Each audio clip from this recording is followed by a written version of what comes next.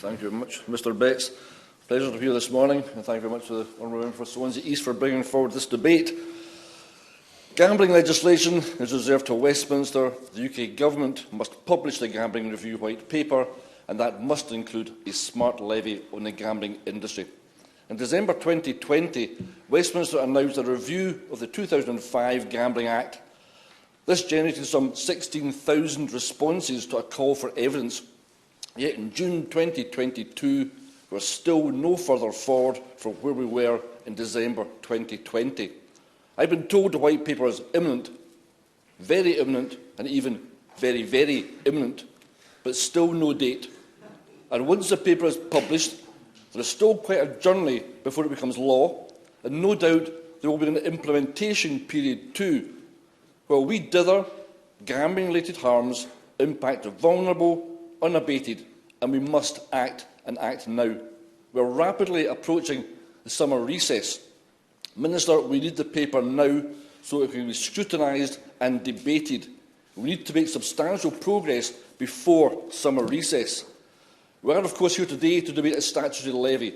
But I confess to being slightly confused after reading the House of Commons library briefing. Excellent as they always are, it informed me that the Gambling Act 2005 regulates gambling in Great Britain. The Act has 3 licensing objectives: preventing gambling from being a source of crime or disorder, ensuring that gambling is conducted in a fair and open way, protecting children and other vulnerable persons from being harmed or exploited by gambling. The Act is overseen and enforced by the Gambling Commission, and this is where I get confused.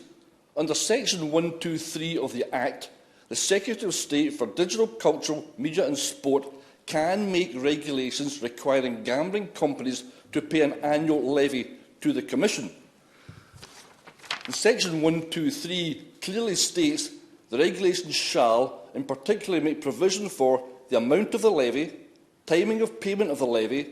The regulations may in particular make provision determining the amount of the levy by reference to a percentage of specified receipts of an operating licence holder, or determining the amount of the levy by reference to a percentage of specified profits of an operating licence holder. And there are more points here. Reading this looks to me and reads to me as a smart statutory levy. Minister, why has Section 123 never been commenced? Why are you not implementing a statutory levy now? Currently, the Gambling Commission requires all licensed operators to make a voluntary contribution of 0.1% of net revenue towards the research, prevention and treatment of gambling-related harm. Most operators donate to GambleAware, a charity that commissions support for problem gamblers, as well as research and awareness-raising on gambling-related harm. In July 2019, Jeremy Wright, then Secretary of State, announced that 5 of the largest operators would increase their donations from 0.1% to 1% over the following 4 years. However, the current funding arrangement does not generate enough money to prevent and treat gambling-related harm. And in September 2020, the paper for the Gambling Commission, the Advisory Board for Safe Gambling, said the current funding system was no longer fit for purpose. That was nearly 2 years ago. Excuse me. I knew I was going here. Sorry. A statutory levy would address issues of transparency, independence, equity, sustainability and public confidence. It would also have the potential to raise significantly greater levels of funding and guaranteeing funding so that service providers can confidently plan to recruit and train into the future. And it's not just me that's saying this. In April 2022, GambleAware called on the government to introduce a mandatory levy of 1% of GGY. According to GambleAware, this would raise £140 million annually and would enable better long-term planning and commissioning for services to prevent gambling harms. Unfortunately, the Betting and Gaming Council is part of the problem.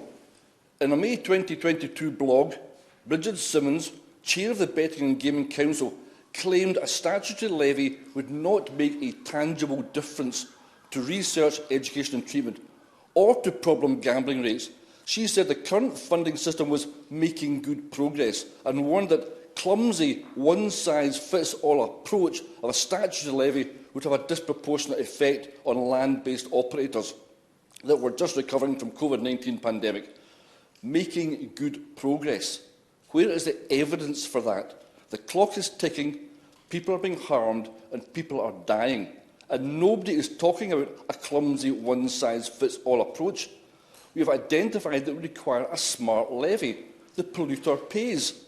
It's callous remarks like those from the Betting and Gaming Council that clearly show that the funds raised by a levy must be ring-fenced and allocated to NHS-commissioned work. The expenditure should be identified and allocated by medical experts, not the gambling industry, not their appointees, and not politicians. More often than not, debates come down to money. How do we pay for the outcomes we seek? Where does that money come from? But we must acknowledge here today that behind the call for money, the reality is that people are being harmed and people are dying. We need an appropriate, timely action, and that time, Minister, is now.